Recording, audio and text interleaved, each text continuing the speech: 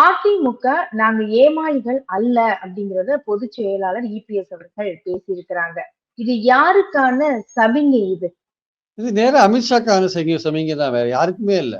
ஏமாளிகள் இல்லை. ஏன்னா அவர் தான் சொல்லிட்டு இருக்காரு, பாஜக ஆட்சியில் பங்கு வைக்குமான்னு கேட்டா ஆமுன்னு சொல்றாரு. கூட்டணி ஆட்சியான்னு கேட்டா கோயலிஷன் ரூல், என்டிஏ ரூல்னு சொல்றாரு. இது நேரா அமித்ஷாவுக்கான பதில் தான், அமித்ஷாவுக்கான பதில். ஆனா என்னன்னா, நம்ம பழனிசாமிக்கு இன்னும் அந்த அளவுக்கு தைரியம் வரல. அமித்ஷா பேரை சொல்லி சொல்றதுக்கான தைரியம் வராதனால பொதுவா சொல்லியிருக்காரு, நாங்கள் ஏமாளிகள் அல்ல, ஆட்சியில் பங்கு கொடுக்க நாங்கள் ஏமாளிகள் இல்லைன்னா அது நேரடியா அமித்ஷாவுக்கான பதில். அமித்ஷாவை பேரை சொல்றதுக்கு பயப்படுறதுனால பேரு இல்லாம சொல்லியிருக்காரு, அவ்வளவுதான்.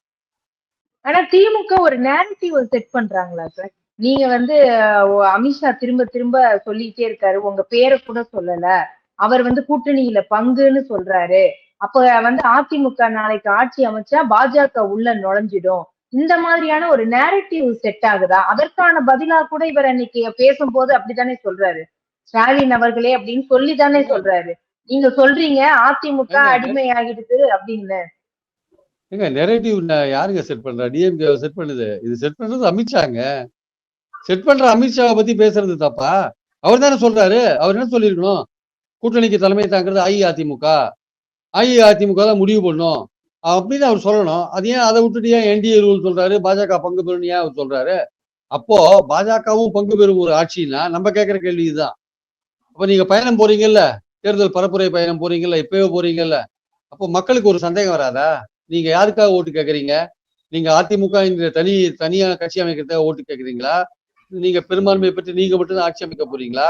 இல்ல நீங்க பாஜகவையும் சேர்த்துட்டு கூட்டணி ஆட்சிக்கான ஓட்டு கேட்கறீங்களா? ஏன்னா எங்களுக்கு மக்களுக்கு தெரிஞ்சாலும் பாஜகவும் பங்கு பெறுற ஆட்சின்னா மக்களுடைய பார்வை வேற இருக்கும். அது ஆக்சுவலா உங்களுக்கு அவங்க ஓட்டு போடுறது கொஞ்சம் தயங்குவாங்க. அப்ப நீங்க அதை சொல்லணும்ல.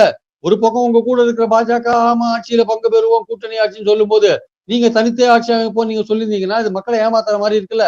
மக்களுக்கு ஒரு தெளிவு கொடுக்கணுமா வேண்டாமா? நீங்க திமுக எங்க சொல்லணும்? மக்களே கேட்பாங்க, என்ன ஆட்சி அமைக்க போறீங்க நீங்க சொல்லுங்க.